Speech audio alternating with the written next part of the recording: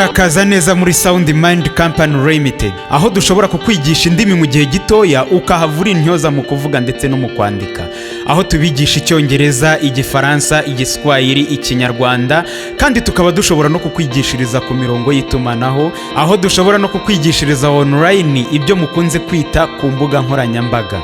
Kandi ikindi nkuko twabibabwiye, tukaba tubafitiye ibitabo bisobanuye muri izo ndimi zose, aho dufite igitabo cy'Icyongereza gisobanuye mu Kinyarwanda, igitabo cy'Igifaransa gisobanuye mu Kinyarwanda, igitabo cy'Igiswahili gisobanuye mu Kinyarwanda, ibitabo by'abana b'incuke ndetse n'ibitabo mfashanyigisho. Dukora ihinduranyandiko n'ubusemuzi, harimo impamyabumenyi, indangamanota, amasezerano, ibitabo n'ibiganiro, byose tukabihindura mu rurimi wifuza. Dukosora ibitabo tukanabimurika, tugukosorera igitabo tukagishyira ku rwego mpuzamahanga. Dutanga inama za kinyamwuga ku burezi bufite ireme n'imirerere myiza y'abana. Murakaza neza muri Sound Mind Company Limited, aho dukorera Kigali Kimironko. Ukeneye ibindi bisobanuro wahamagara 0788 7692 0788 7692. Murakaza neza muri Isanga.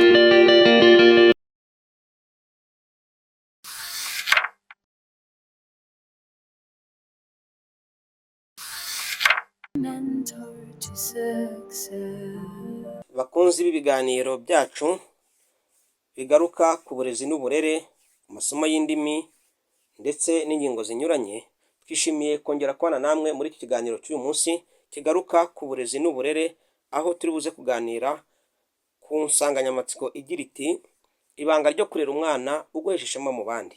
Ibanga ryo kurera umwana uguhesha ishema mu bandi.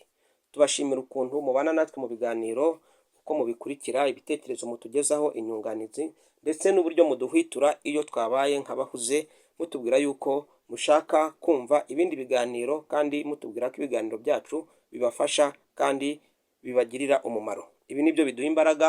Mugume rero mubane natwe kandi ntimukatuve inyuma, natwe tuzarushaho kubagezaho ibiganiro byiza by'agahebuzo kugira ngo twubakire hamwe umuryango mwiza ugira intsinzi, umuryango w'imfura, umuryango ubanye neza, umuryango wimika icyiza kandi uzira ikibi n'ikizira. Reka dutekereze kuri ano magambo y'umuhanga w'umusizi w'umunyarwanda wagize ati ukwibyara gutera ababyeyi neza. Aya ni amagambo yavuzwe na Nyakayonga Kamusare, umwe mu basizi b'abahanga u Rwanda rwagize. Yashaka kuvuga yuko iyo umubyeyi abyaye umwana akabona afite imico myiza, amukurikiza mu bigwi bye, bimutera umunezero. Wakwibaza tute se ibyo bisaba iki? Bigenda bite kugira ngo ibyo bibeho? Ese buri wese yabiharanira, yabigeraho? Reka tubirebe muri iki kiganiro. Imyitwarire y'umuntu, ibigwi bye, ubushobozi bwe, imico ye, imyifatire ye, bigira aho bituruka. Mu ijambo rimwe bituruka kuri kamere. Kamere ni ikintu kiranga umuntu ku buryo bw'umwihariko, akaba aricyo kizajya kigena ibimuranga, amarangamutima ye, ibyaha agaciro. Iyo kamere rero ntabwo umuntu ayivukana ku buryo bwuzuye, ahubwo igenda yubaka gake gakeya kugera abaye umuntu mukuru. Ibyo ni byo tugiye kugaruka muri iki kiganiro. Ubane natwe kuva ku ntangiriro kugera ku musozo, hanyuma uraza kuvumbura byinshi ushobora gukora kugira ngo umwana wawe cyangwa abana bawe ushoboye kwirerera bashobore kurangwa n'ibigwi, bagire kamere nziza, nawe ujye ubishimira, bajye baguhesha ishema kandi ubishimirwe n'abandi. Kamere rero nayo burya igendera ku bwonko, imitekerereze y'umuntu. Umuntu wese agira kamere yihariye imutandukanya n'abandi. Hari abagira kamere nziza dukunda twese tukabishimira, hakaba n'abagira kamere twinubira ndetse nabo ubwabo ugasanga irababangamiye cyangwa irabadindiza ku bintu byinshi. Umubyeyi ufite abana barenze umwe aba azi neza uko buri mwana ateye muri kamere ye, mu mico ye, mu myifatire ye, akamenya ibyo yamushakiraho n'ibyo atamushakiraho, ibyo yamwitegaho n'ibyo atamwitegaho. Ibi bigaragara kuva umwana atangiye gukura kugera abaye umuntu mukuru, yewe kuzarinda asaza. ese kamere y'umuntu ituruka he? Yirema gihe ki? Ni ryari wafasha umwana kubaka kamere ye kugira ngo izabe nziza? Umwana avuka afite uturemangingo twose twuzuye tugize ubwonko. Icyakora tuba tutarakora cyane ngo dukomere kandi dutatanye. Gusa nyuma y'umwaka umwe ubwonko bwe buba bumaze kwegerana no kwaguka ku kigero cya 90% cy'ingano yabwo. Hagati y'imyaka 3 n'5 ya mbere y'ubuzima bwe nicyo gihe cy'ingenzi kandi gikomeye cyane umwana yubaka kamere ye bwite izamuherekeza ubuzima bwe bwose. Ni ukuvuga ko aha ngaha niho hantu hangombwa cyane umubyeyi agomba kuba hafi y'uwo mwana. Turebe rero uko ibyo bintu bishobora gukorwa, icyo umubyeyi yakora kugira ngo muri iyo myaka 3 ibanza, muri 5 umwana aho yubaka kamere ye izamuherekeza abaye mukuru. Noneho niba ushaka ko azagira kamere nziza, akarangwa n'imico myiza, akagira ibigwi, akaguhesha ishema, bizabe byoroshye kandi byikora kubera ko nyine hari icyakozwe mbere. Urufatiro runini mu kubaka cyangwa kugena kamere y'umuntu ruba mu myaka 3 ya mbere y'ubuzima bw'umwana.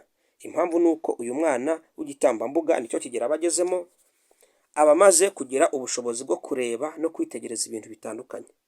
Ni ukuvuga kumva, gukina imikino itandukanye no kuvumbura ibintu bimutera amatsiko byose biri hafi ye, ndetse agashaka kugerageza buri kintu cyose abona gikorerwa mu maso ye.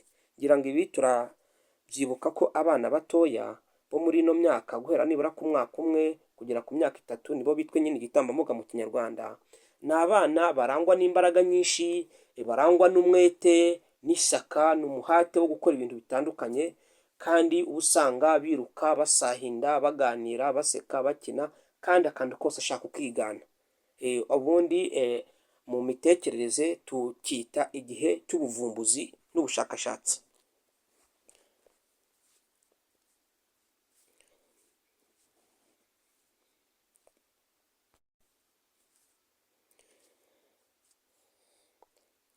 Ibyo bintu rero umwana bakora, ibyo byo gushaka kwigana ibintu, utubaza ababaza tw'amatsiko, ibyo byose ni byaheraho yubaka kamere ye.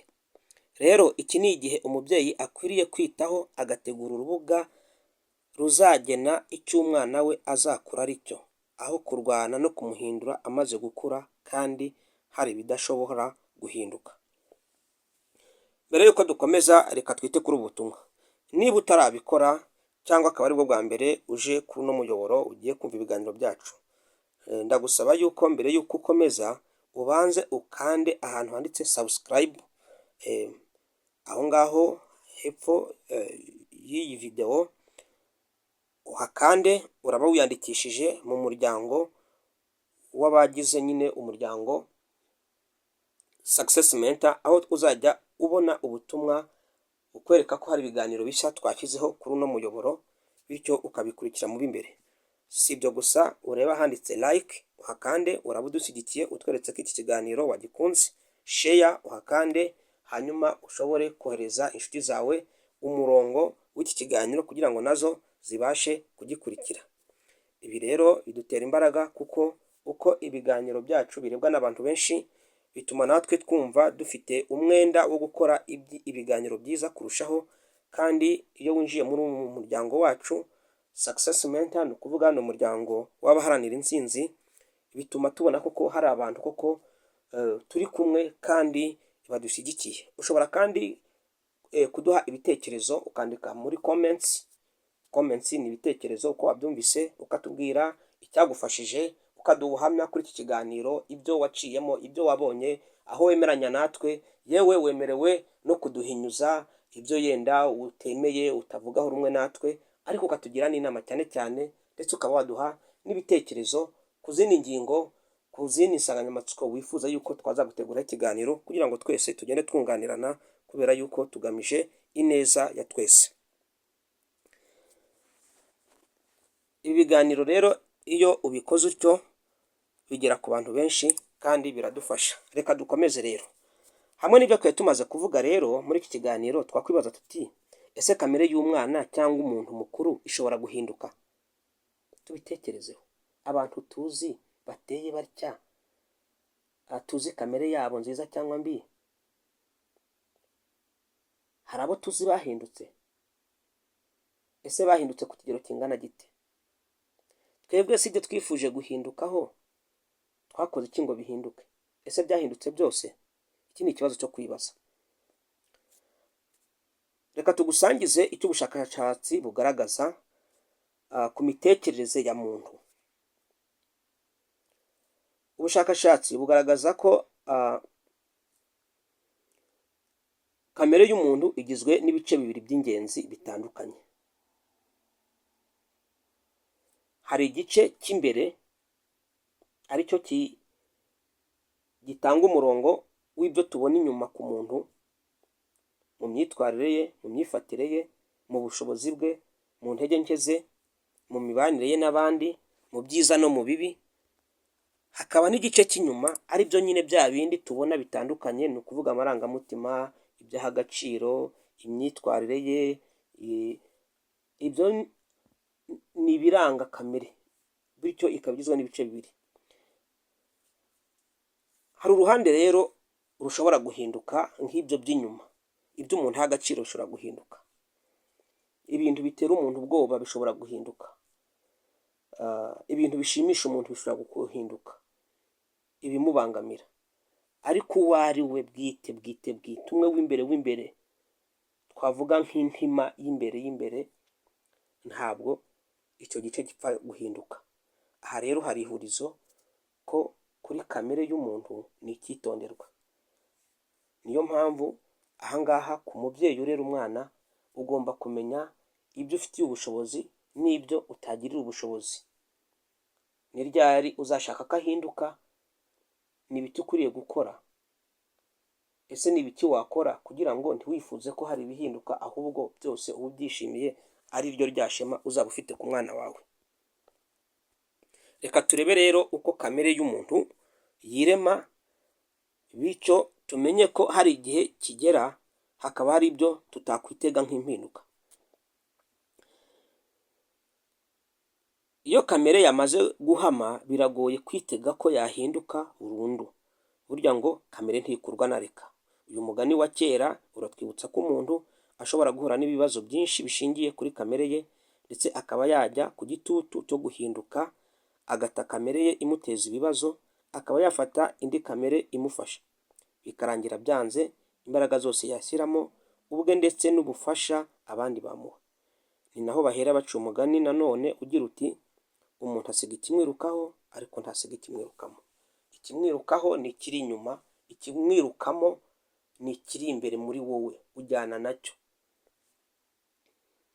Icyakora hari ingero z'abantu tuzi bagerageje kugira ibyo bahindura mu byo twari tuzi bibaranga cyangwa muri kamere zabo, ndetse ugasanga bakoze urugendo rwose ku buryo usanga hari ibintu bikeya biba byarahindutse bikagaragara. Urugero twafata ni nk'umuntu wahoze ari nyamwigendaho, ni ukuvuga umuntu ukora utuntu twe wenyine, adakunda guha abandi ubufasha no kubwaka, ariko bitewe n'impamvu n'icyemezo yafashe n'inyigisho yahawe, akazagera ubwo ubona yarabaye undi muntu ushobora gusabana n'abandi, kandi ukabona ari kumwe nabo, ukabona bimurimo. Twibuke ko ikintu cy'ingenzi kiranga kamere y'umuntu ari imimerere cyangwa imigirire n'imigenzereze, icyo twakwita mu ndimi z'amahanga nko mu Cyongereza character cyangwa caractère mu Gifaransa. Ibindi ni imyemerere, ibyo yemera nk'ukuri n'ibitari ukuri, ibyaha agaciro cyangwa indangagaciro zimuranga. Hari imitekerereze kandi, ni ukuvuga uburyo atekereza cyangwa abonamo ibintu, ndetse n'imyitwarire ye ya buri gihe, ibikorwa n'imvugo akunze gukoresha. Tugikomeza, hari urugero rw'umugabo witwaga Ngagi, uzwi ku magambo yavuze yamenyekanye cyane, ndetse bamwe bayafata nk'umugani agira ati: nzashira ingurugunzu nkiri ingagi, nzashira ingurugunzu nkiri ingagi. Ngagi uyu ni umugabo waranzwe n'imico myiza y'ubwitonzi n'ubugwaneza, akaba ari umugabo wabaye mu karere ka Karongi, ahazwi nyine nka Ngurugunzu, ubwo niko yitwaga kera, sinzi niba uyu munsi iryo zina rigihari abahagenda baba babizi. Rero ngo umunsi umwe umugabo umwe amwiyenzaho agira ngo arebe ko yavuga nabi. Yakoze iki? Yafashe icumu, umuhunda w'icumu, ni ukuvuga cya gice gisongoye cy'icumu ariko kitari ikigembe, awushinga neza neza mu kirenge cya Ngagi kugira ngo ababare, hanyuma namara kubabara amubwire nabi, hanyuma nawe abe ataye ishema rye n'agaciro, nawe agaragare ko ashobora kuvuga nabi. Muri bwa bugwaneza bwa Ngagi aramwitegereza nubwo yababaraga, amubwirana umutima mwiza agira ati, kura umuhunda w'icumu ryawe mu kirenge cyanjye, kuko n'ubundi nzashira ingurugunzu nkiri Ingagi. Yashaka kumwereka ko uwo ari we bitahindurwa n'ibimubayeho. Hari abantu tuzi bakorerwa ibintu bibi ariko bakaguma kuba abantu beza, umutima mwiza w'impuhwe. Hakaba n'abahinduka, hakaba n'abantu bahora bakorerwa ibyiza, baba barahuye n'abantu beza, barabonye ibyo, ariko ugasanga muri bo ni abagome, ni abagizi ba nabi. Nta kindi kibitera, ni kamere y'ubugome ibaho na kamere y'ubugwaneza ibaho. Umubyeyi rero afite uruhare mu kugena ko umwana we agira kamere nziza cyangwa mbi. Reka urwo ruhare twibaze urwo ari rwo. Ni uruhe ruhare umubyeyi yagira mu kurema kamere y'umwana we? Urwo ruhare yarugira ate? Wowe udukurikiye muri iki kiganiro cyacu, tekereza kuri icyo kintu. Nk'umubyeyi, nk'umurezi, byagenda bite kugira ngo umuntu urera umwana ubyaye azajya aguhesha ishema kubera ko afite kamere nziza? Naho yaca mu bigoye, bya bindi bigira abandi abatindi, abagome, abagizi ba nabi, inkozi z'ibibi, ariko we azagume kuba ari imfura, ari umunyamico myiza, ari intwari, ntabe ikigwari. Burya rero uruhare rw'umubyeyi muri kamere y'umwana ni runini cyane. Ashobora kugira mu buryo buziguye cyangwa butaziguye.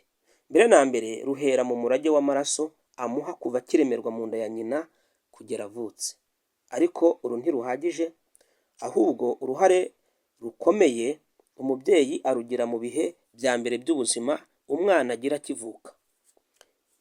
Ni ukuvuga iki?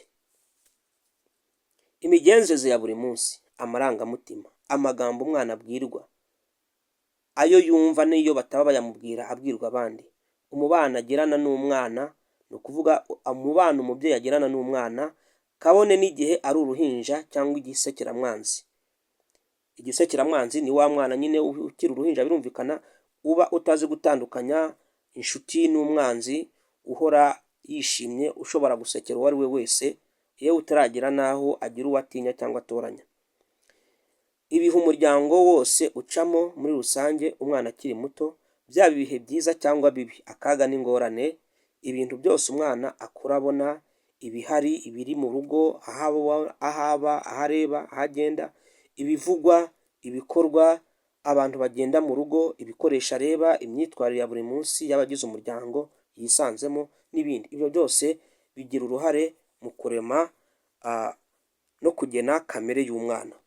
Urugero twatanga hano ni nk'umwana ukura abona ibikoresho by'umuziki mu rugo nka gitari cyangwa inanga ya kizungu ariyo yitwa piano, akazakura akunda kuririmba kugera abaye umuhanzi w'ikirangirire cyangwa akigisha ubwe gucuranga igikoresho cy'umuziki yakuze abona mu rugo. Aha ngaha twatanga nk'urugero, ngira ngo umuhanzi kazi Kayirebwa Cecile abantu bakuze baramuzi cyane, uririmba indirimbo n'imbyino za kinyarwanda. Mu kiganiro n'umunyamakuru yigeze yivugira ko kuba yarabaye umuririmbyi w'ikirangirire ari uko yashirutse, ari uko yashishikaye kurusha abavandimwe be, kubera ko ubundi kuririmba ni nk'umurage w'umuryango, ngo babikomora kuri se umubyara, ngo kuko yanaririmbaga muri korali, ariko nanone akanarangwa no kuririmba, ngo ku buryo niyo yabaga atashye avuye ku kazi bamwumviraga ku irembo atashye aririmba yizihiwe, bityo barabikunda, nawe aba umuririmbyi. Hari izindi ngero, hari ubundi buhamya butandukanye dushobora guhuza n'iyi ngingo. Ibi byose bikerekana ko ibihe bya mbere umwana aciyemo ari byo bizatuma aba uyu cyangwa uriya. Uru rugero rero dutanze rurashushanya ibindi byinshi byatuma umwana akura mu buryo bumwe cyangwa ubundi. Twe twamubona uko ari mukuru tukamucira urubanza rubi cyangwa rwiza. Abenshi tukifuza ko yaba undi utandukanye n'uwo tumubonamo, ndetse bamwe tukanabigerageza twirengagije cyangwa wenda tutazi ko uko ameze, uko tumubona byafashe igihe kirekire ndetse bishingiye ku bintu byinshi byaranze ubuzima bwe akiri muto. Hari imigani abanyarwanda bagiye baca ishimangira iki kintu cy'aho umwana akura imyitwarire ye cyangwa se kamere ye. Turareba imwe muri yo, ntabwo twayivuga yose kuko ni myinshi, ariko nibura turifashisha ingero nkeya zadufasha kumva neza ukuntu umubyeyi afite ubushobozi n'uburyo bwo kuba yategura kamere y'umwana, niba ashaka ko umwana we azamuhesha ishema, yewe niyo we ubwe yaba afite ibintu byamunaniye, afite ingeso atifuza ko umwana we yagira, ibyo yakora kugira ngo nibura uwo mwana we azamuhesha ishema ndetse azitandukanye nawe, bityo nawe azajya agira umwana w'umunyabigwi. Kandi twitekereza ko ababyeyi benshi aricyo baba bateganya, aricyo baba bifuza. Umugani wa mbere rero ni ugira uti umwana apfa mu iterura. Uyu mugani ukaba werekana yuko umwana ni ukuvuga yuko ahabwa umurongo hakiri kare, ntabwo utegereza amaze gukura, amaze kuba ingimbi cyangwa umwangavu, amaze kuba umusore n'inkumi. Oya, ahubwo uko umutwara, ibyo umutoza, ibyo umwereka, iyo ari byiza arabikurana, iyo ari bibi nabyo arabikurana. Undi uragira uti igiti kigororwa kikiri gito. Iyi migani yombi irasa n'iyuzuzanya. Uyu mugani w'igiti kigororwa kikiri gito urashushanya ko umwana n'iyo hari ikitameze neza kuri we, babimuhana hakiri kare. Ntabwo urindira ngo ejo n'ejo bundi, ngo nagera, hari abantu bajya barindira ngo sinakubita umwana wanjye ngo aracyari muto. Birumvikana hari ikigero umwana aba ari muto, uretse ko no gukubita atari bwo buryo bwonyine bwo guhana. Ariko umwana ukamureka agakora amakosa ngo ni mutoya, ngo erega nimumwihore. Oya, arabikora kabiri gatatu mureba, azageraho afate ko ari wo murongo. Nubimubwira amaze gukura ntimuzumvikana, azakurakarira, muzagirana ibibazo. Ariko iyo umucyashye hakiri kare ukamubwira ati sibyo, ukamubuza, umwana umukosoye kandi arabyumva akabyakira. Bibira akabanga ababyeyi, ntabwo umwana akwangira ko wamuhannye, ahubwo igitangaje ashobora kuzakwanga igihe atahuye ko utamuhannye mu makosa yakoraga.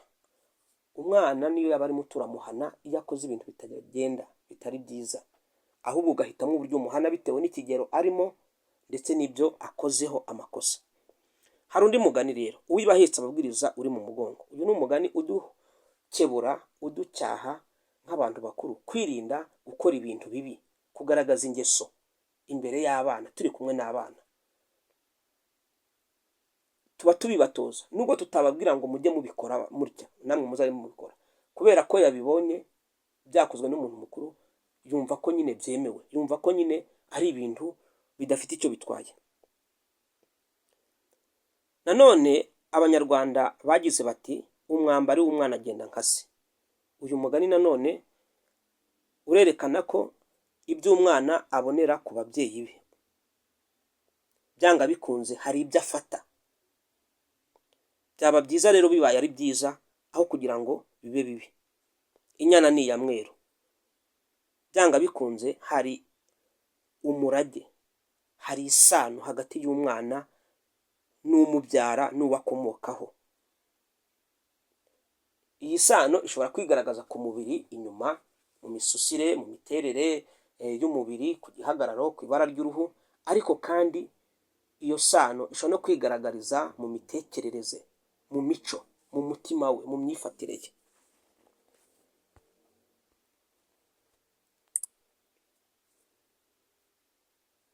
Nta yimanye na kabara. Uyu nawo urasa n'uyu tumaze kubona ugira uti inyana ni iya mweru. Ni ukuvuga ko byanga bikunze hari ikintu kizaranga umwana wawe igihe cyose mufite icyo mupfana, igihe cyose wamubyaye.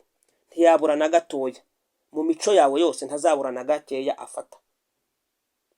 Mu miterere yawe y'umubiri ashobora kudasa nawe, ariko akagira igihagararo nk'icyawe. Ashobora kugira ijwi ryawe, ashobora kugira imisatsi yawe, ashobora no kugira imico, umutima nk'uwawe, ubwenge nk'ubwawe, ubuhanga nk'ubwawe,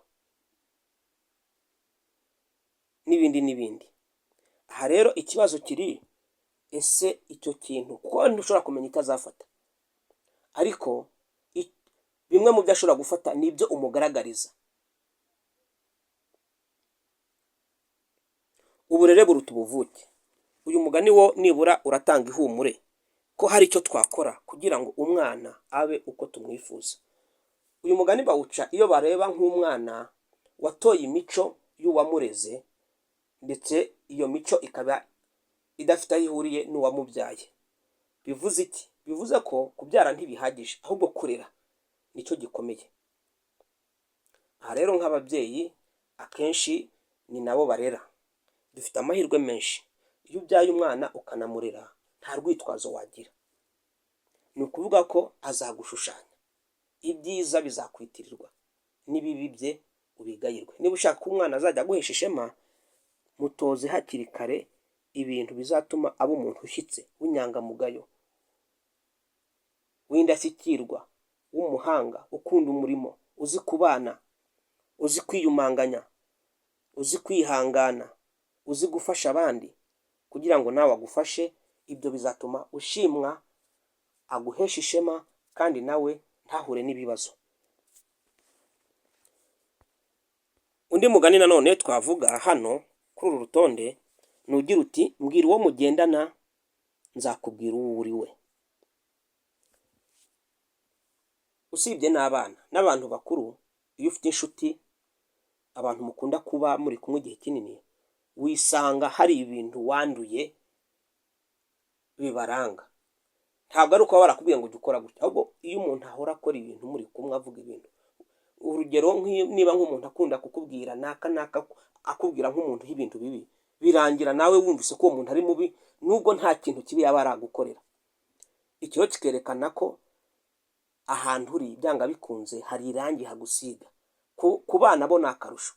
Niba rero ushaka ko umwana wawe azaba umuntu uguhesha ishema, w'ingirakamaro, mwiza, kurikirana n'inshuti agendana nazo. Nk'abana batangiye guca akenge, abana batangiye kugira igihe cyo kwiga, niba umwana agendana n'inshuti zawe, izo nshuti ziteye zite? Ni inshuti nziza n'abana beza? Niba ari beza, bazamusiga imico myiza. Niba ari babi, bazamwanduza imico mibi. Ukwiriye kumenya inshuti z'abana bawe. Ni igiki cyiza umwana yakwigira kuri uriya bagendana? Ese iwabo w'uriya mwana w'inshuti yawe, iwabo w'uriya mwana wabaye inshuti n'umwana wawe, uko bumva uburere n'uburezi niko ubyumva. Umurongo ureramo umwana wawe nabo niko babyumva, kugira ngo ejo niba umwana wawe yagiye kumusura, uzaba wizeye ko nakora ikosa bari bumucyahe, batumva ko ntacyo bitwaye, kandi uzi ko nanasanga asanze ababyeyi beza batari buze gukora ibintu bibi, bikazatuma umwana wawe nawe yiga ibintu bibi kandi atari byo wamutoje. Aha hakunze kuba ikibazo muri iki gihe turi mu isi isabanye, yihuje, isi yabaye nk'umudugudu. Usanga ababyeyi batungurwa ngo umwana wanjye ngo yakoze ibi, reka ntabwo ari we. Ariko ntabwo umwana we muhorana, ariga ishuri, afite inshuti. Ushobora kuba utabikora, utabivuga, ariko aho agenda arabihasanga. Ariko nibura hamwe na bya bindi twavugaga byo gutegura aho akinira, ibyo yumva n'ibyo akora, n'aho agenda ushobora kuhategura ukamenya nibura abantu yisangamo, nibura ko akiri muto cyane cyane. Iyo amaze gukura nibura aba ashobora gushungura nawe akamenya ibyiza n'ibibi akabitandukanya. Ariko iyo akiri mutoya byose arasakuma. Ni ngombwa rero ko hano ababyeyi bagerageza gukora icyo bashoboye cyose kugira ngo bite ku mibereho y'abana babo igihe bakiri bato, cyane cyane mbere y'imyaka 5 ya mbere y'ubuzima, bakitwara neza, baba urugero rwiza bifuza ko abana babo bakurikiza bamaze gukura. Ikindi ni ukwita no kwitondera ibyo umwana akenera, ibyo aba ashaka, ugatandukanya ibimufasha n'ibitamufasha. Ibitamufasha ukabimurinda birumvikana, ibyamufasha ukabimuha, ugakora uko ushoboye akabibona, kuko ni bimwe mu bituma akura ari umuntu mwiza kandi ushyitse. Kumenya gutegura urubuga umwana yisanzuriramo, yidagaduriramo, nk'igihe akina imikino itandukanye imushimisha. Kumenya abantu binjira mu buzima bw'umwana wo muri icyo kigero cy'impinduka basiga mu mikurire ye, nk'ibyo twari tumaze kuvuga: inshuti bagendana, abantu baza mu rugo iwanyu, imibanire yanyu ubwanyu nk'abagize umuryango umwana abamo cyangwa urugo, amagambo muvuga mu rugo umwana yumva, uburenganzira mumuha, ubwo mutamuha, ndetse no kwita ku marangamutima ye n'imyitwarire ye agenda agaragaza ku ikubitiro. Nk'igihe umwana ashavuye, uko mwitwara muri iryo shavu, mushaka kumenya icyamushavuje. Igihe yishimye, icyamushimishije, uko mumushyigikira mu kwishima, uko mumwereka ko ibimushimishije bidafite ishingiro, uko mumwereka ko muhangayikishijwe no kuba ibintu bitagenze neza, arwaye, atameze neza. Ibyo byose biramufasha kugenda akura mu murongo uyu n'uyu, ari byo bizubaka kamere ye. Kuba hari nk'umuntu mukuru utita ku bantu bababaye, akenshi biba bifite isoko n'umuzi mu buto bwe. Niba yakuze ntawe umwitayeho mu kababaro ke, cyangwa se abo yabanye nabo batitaga ku bandi bababaye, biragoye ko uwo muntu azaba mukuru nawe ngo ajye yita ku kababaro k'abandi. Ariko niba ari umuntu wakuze abona yuko iyo umuntu ababaye abantu bose bahangayika bagakora ibyo bashoboye ngo bamufashe, akenshi uwo muntu nawe azagerageza kuba umuntu wita ku bandi. Ubwo rero ibyo twavuga ni byinshi, ariko nibura ibi ni byo by'ingenzi. Turagushishikariza wowe wabanye natwe muri iki kiganiro kwisuzuma, ukikebuka, ukareba ibyo utitagaho ukabyitaho. Wumvise aho ibintu bipfira n'aho ibintu ushobora kubikiriza. Mu gusoza, reka twisunge aya magambo y'umuhanga agira ati: umwana w'imyaka 7 nzamukuramo umugabo nifuza. Umwana w'imyaka 7 nzamukuramo umugabo nifuza. Aya ni amagambo yavuzwe na Aristote. Aristote ni umugereki wa kera wabayeho mu binyejana bya kera mbere ya Yezu Kristu. Akaba yaramenyekanye mu icukumburamitekerereze, akaba n'umunyamateka, ndetse akaba ari umuntu uzwi cyane. Yashaka kwerekana ko umwana mutoya utarakura ushobora kumuhinduramo umuntu wifuza. Umwana ukiri mutoya ushobora kugena uko azaba ameze ari mukuru, bitewe n'ibyo wakoze, uko wamureze n'umurongo wamuhaye. Ariko iyo amaze gukura nyine ni ukurwana n'uko ameze, biba bigoye ko hari byinshi wahindura. Twizeye ko iki kiganiro cyabagiriye umumaro, tukaba tubashimira ko mwagikurikiranye, twizera yuko iyi nama mwungukiyemo mugiye kuzishyira mu bikorwa kandi mukazagisangiza abandi. Tubibutsa kwiyandikisha kuri uyu murongo wa Success Mentor na Sound Mind Company Limited, aho wakurikiye kino kiganiro, kugira ngo winjire mu muryango nyine wa Success Mentor cyangwa Sound Mind Company Limited, aho uzajya ubona ubutumwa bw'ikubitiro ku biganiro bishya twashyizeho. Like niba wagikunze, share ugisangiza inshuti zawe, hanyuma utubwire icyo wavanyemo, uduhe ibitekerezo, utungura inama, aho twagushimye, ahakubabaza, aho wemeranya natwe ubuhamya bwawe kuri iki kintu twaganiriyeho, aho uduhinyuza, twemera no kugishwa impaka no gukeburwa inama yindi ubona yaba ingirakamaro, yewe n'ibitekerezo by'ibindi wifuza ko twazagutegura ibiganiro ubutaha. Ahasigaye reka tubane mu kiganiro cy'ubutaha, tukwibutsa ko ibiganiro byacu bivuga ku burezi, imyigire n'imyigishirize, amasomo y'indimi n'izindi nyigisho zinyuranye, ubisanga nyine kuri Success Mentor, ku muyoboro wa Success Mentor, no kuri Sound Mind Company Limited. Reka tuzahure ubutaha. Ugira amahoro.